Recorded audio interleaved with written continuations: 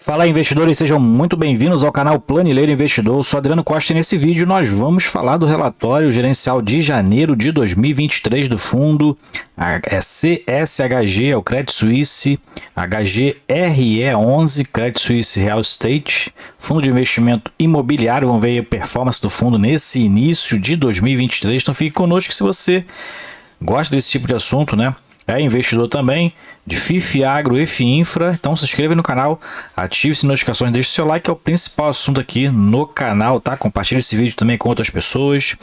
E também vou deixar esse relatório na descrição do vídeo para você baixar, fazer uma leitura mais detalhada. Também o nosso link do grupo do Telegram aqui do canal, então se inscreva lá em curta distância. Vamos lá então, relatório de janeiro de 2023 do fundo HGRE11, fundo de lajes corporativas, fundo que tem caído bastante aí no mercado nas últimas semanas, né? E a gente verifica que no mês de janeiro já encerrou a 113,78, é o mesmo nível de preço que está atualmente aí nessa segunda semana de fevereiro.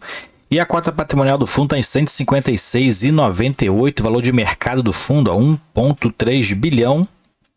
O fundo está muito descontado também aí no mercado, né? E atualmente o fundo está com 139 mil cotistas na sua base. Se você é um desses cotistas, se inscreva no canal, que todos os meses a gente faz aqui acompanhamento do que a gestão está fazendo aí no HGRE11. Rendimento distribuído no mês de janeiro, 78 centavos, mantendo aí a linearidade, mas a gente vai ver qual foi o resultado nesse mês, né? E se o fundo está saudável aí financeiramente, está distribuindo realmente os resultados do semestre. Então fique conosco aí, verifique aí se o fundo está tá com um bom caixa, né? E se está com um bom resultado para manter esses proventos. 214 mil metros quadrados área bruta locável, dividend yield de 8,2%, que daí em média, né, em relação ao patrimônio, R$ 6.311,53 por metro quadrado. E o fundo está com uma alavancagem aqui, pequena alavancagem de 4%. Porém, o cenário ruim do fundo atualmente é a vacância, que se encontra ainda acima de 20%. Bom, como todo fundo que a gente leu aqui da Credit Suisse nesse mês, né, referente a janeiro, ele fala aqui sobre a inclusão, né, numa parte do relatório em relação aos gráficos aí da tipicidade dos contratos, né? Uns ali acrescentaram a questão da alavancagem. Então, tem alguns itens aqui relativos a melhor transparência em relação aos relatórios gerenciais do fundo.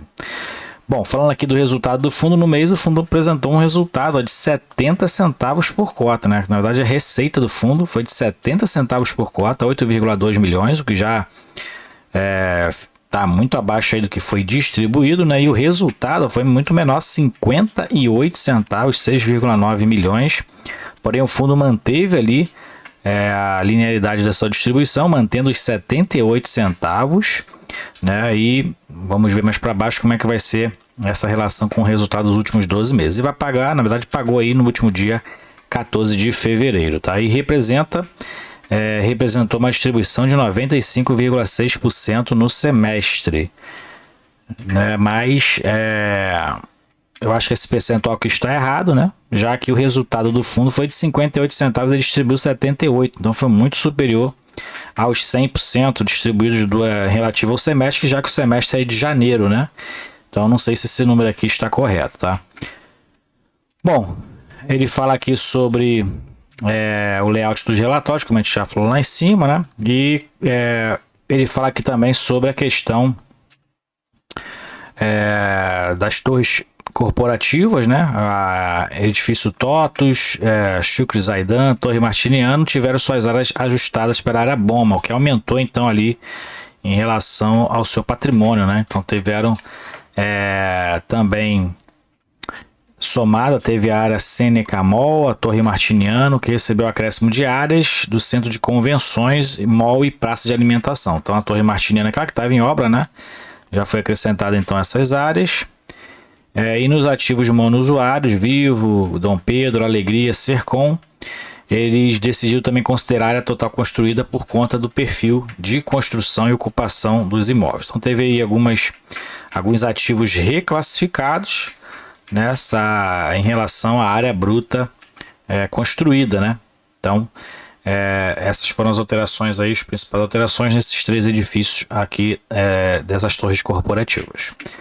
Mais para baixo a gente verifica a questão do aumento da área bruta locável, então, passou para 214 mil metros quadrados de área bruta locável e o estava em 202 mil metros quadrados. Então, essas alterações nesses 3 edifícios aumentou a área bruta locável em torno de 12 mil metros quadrados relativo a essas áreas ajustadas. Mas ele fala aqui que 85% dessa variação se concentra em 4 ativos, que é o TOTUS, Torre Martiniano, Vivo Curitiba e Dom Pedro. Então, essas foram as reavaliações em relação à área bruta locável do fundo. Aqui fala sobre os rendimentos, né? A questão do imposto de renda que já está chegando. Então, fique ligado no canal aí, tá? A gente vai fazer um vídeo falando sobre como você vai fazer a sua declaração de imposto de renda, se você ali anotou, né?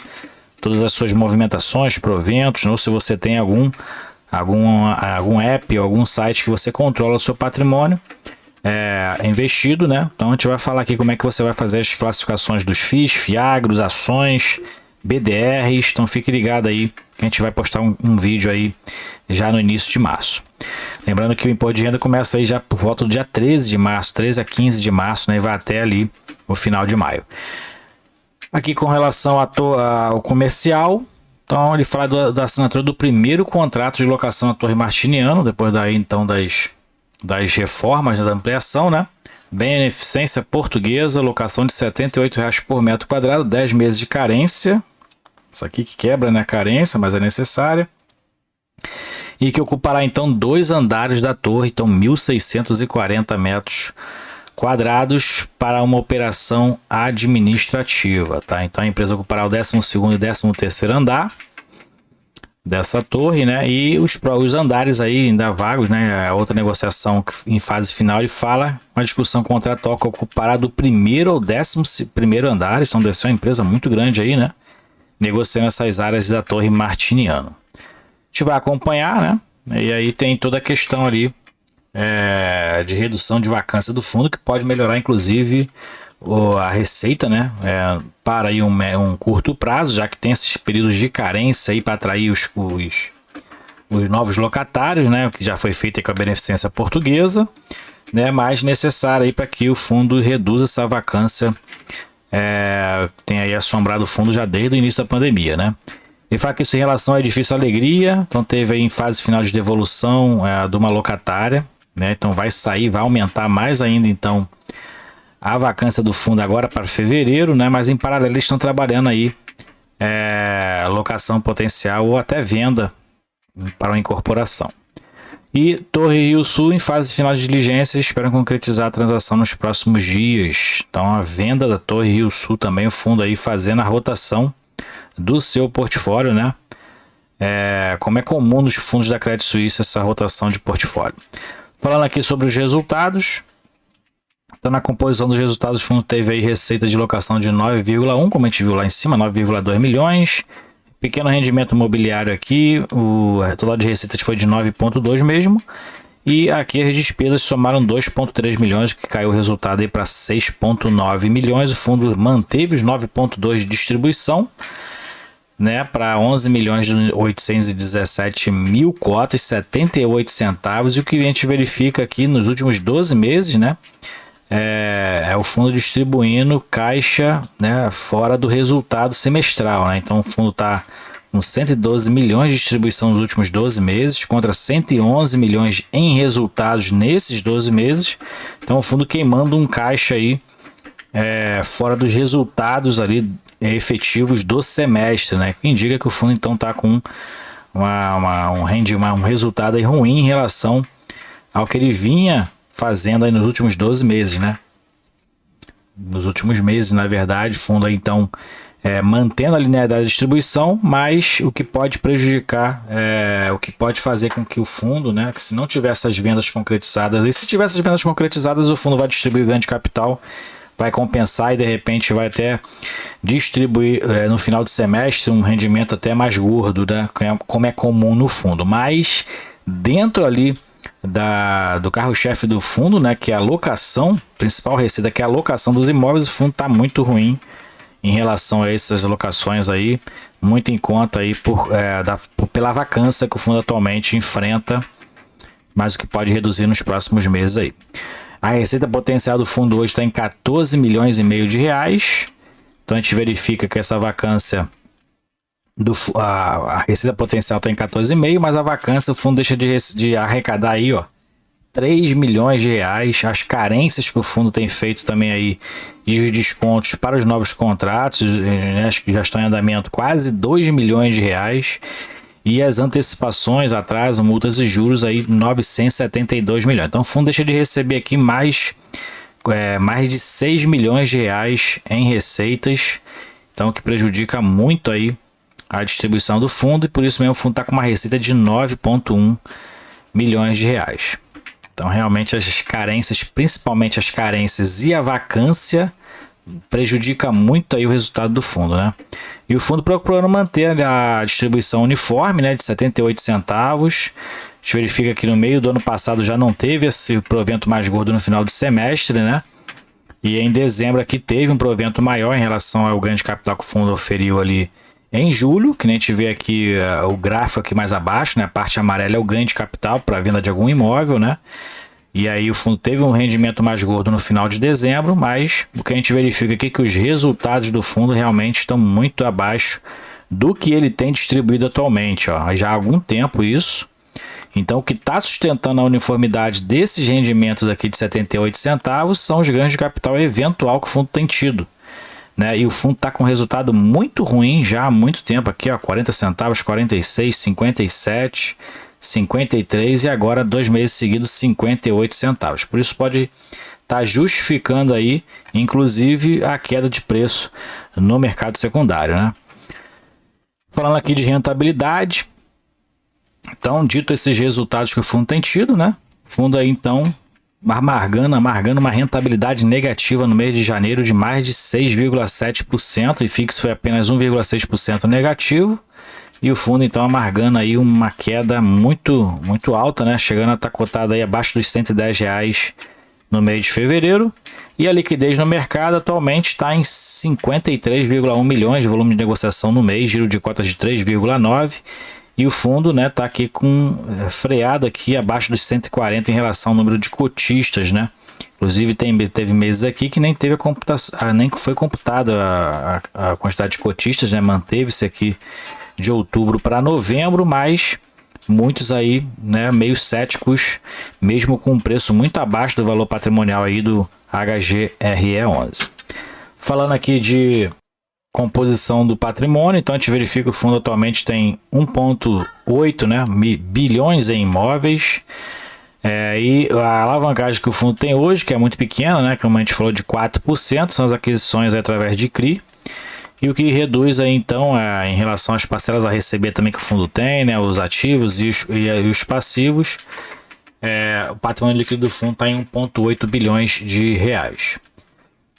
Então o fundo tem uma pequena obrigação aí, né, como a gente vai verificar aqui um pouco mais abaixo, que é a aquisição do Chucre Zaidan, né, 73 milhões é o saldo devedor aí da compra desse imóvel através de CRI. Parcelas a receber do Verbo Divino, o fundo ainda tem aí 65 milhões a receber nos próximos 12 meses. O que vai manter, né, provavelmente é o que vai manter ali esse provento de 78 centavos linearmente, né? Porque o fundo ainda tem aqui 2 parcelas do Verbo Divino para receber no ano de 2023. Aqui a distribuição dentro ali da cidade de São Paulo, né? O fundo está mais concentrado em São Paulo, tem 2 imóveis no Rio, um no Paraná e no Rio Grande do Sul. Então o fundo mais concentrado na região de São Paulo. E a gente verifica aqui que os aluguéis corporativos e o restante do fundo, os aluguéis corporativos têm uma representatividade maior em relação ao aluguel por metro quadrado, como a gente verifica que quase R$100 por metro quadrado, são os aluguéis das torres corporativas e o restante, né, dos outros segmentos em torno de R$70 por metro quadrado. E o fundo ainda está ali com uma vacância acima de 20%, que deve aumentar um pouquinho agora para fevereiro, né, pela vacância que já foi anunciada mais para cima. E o vencimento dos contratos médio está em 5,1 anos, a maioria vence 85% vence só a partir de 2026. E o indexador de reajustamento praticamente está meio a meio ali entre IPCA e IGPM. E o principal locatário, os principais, na verdade, né, as exposições que o fundo está em relação à receita contratada através dos locatários, somente a TOTVS e a Vivo, o fundo tem quase uma dependência de quase 50% da sua receita vem desses dois imóveis, né, desses dois inquilinos, quase 50% concentrado nesses dois locatários, né, que causa aí um certo risco, né, para o fundo, né, e uma preocupação, mas são empresas consolidadas, porém essas empresas vivem mudando aí de estratégia, né, e pode, é um risco realmente inerente ali ao negócio, mas pode acontecer. Aqui a questão da alavancagem, então, fundo que tem dívidas aí até 2028 em relação ao Shoko Zaidan, né, o saldo devedor. E aqui é a relação à amortização também, em relação ao CRI, né, o fundo que paga em média aí 5% do seu resultado médio para pagamento, né, dos juros desse CRI. Aqui são os principais eventos que teve ultimamente, né, aí do fundo. Então, mais atual está mais para cima. Então, a gente vê aqui a assinatura do instrumento particular de compra e venda dos conjuntos lá da Torre Rio Center, a Torre Rio Center, que é o que a gente viu lá para cima, né, que está para se concretizar. Então, para o fundo vendendo aí alguns conjuntos dessa Torre Rio Center. Bom, mais para baixo a gente verifica que a questão do acompanhamento dos serviços, né, em relação à Torre Martiniano, retrofit e a expansão, então ainda está em andamento aí, né, previsão aí de parte física, na verdade já encerrou em fevereiro, né, então em fevereiro aí a parte física dos serviços já se encerrou, falta aí concretizar a parte financeira e os desembolsos aí foi em torno de 2,6 milhões em fevereiro, né, então fundo aí finalizando esse retrofit expansão da Torre Martiniano. Bom, mais para baixo a gente verifica os imóveis do fundo, são diversos imóveis que o fundo tem, né? Então alguns aí em negociação para venda, né? E a gente está acompanhando então essa reformulação que o fundo tem procurado fazer aí, se desfazendo de alguns imóveis, né? Que tem tentado alocar já há algum tempo. Então é isso aí. Isso aqui é o patrimônio líquido médio nos últimos 12 meses, informações do fundo que tem desde 2008, né, um dos fundos mais antigos aí do mercado. Então, partindo aí para 15 anos de mercado, fundo administrado pela Credit Suisse, gerido também por eles, tem uma taxa de administração de 1% sobre o valor de mercado, que está em baixa, né? E já fez 9 emissões de cotas, ok? Então é isso aí, relatório gerencial da HGRE 11, fundo de lajes corporativas, que segue aí sofrendo em relação à parte financeira, né? Fundo procurando reoxigenar o patrimônio. Vamos acompanhar então os próximos capítulos aí, se o fundo vai manter essa linearidade, essa uniformização, quase que não sai, dos rendimentos através do ganho de capital, mas os resultados mesmos do aluguel, dos aluguéis, que é o carro-chefe do fundo, está muito abaixo aí por conta da vacância e das carências que o fundo tem concedido, ok? É isso aí, fique com Deus, até o próximo vídeo, tchau, tchau.